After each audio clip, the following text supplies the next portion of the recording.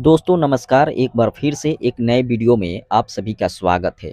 दोस्तों भोजपुरी फिल्म में 10 लाख में भी बन जाता है, 5 लाख में भी बन जाता है और जो बड़े स्टार है उनका फिल्म 3 से 4 करोड़ में बनाया जाता है।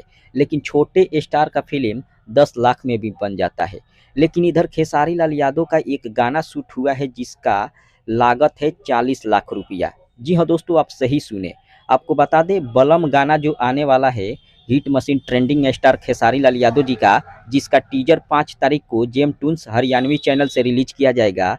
उस गाने का जो लागत है लगभग 40 लाख रुपया।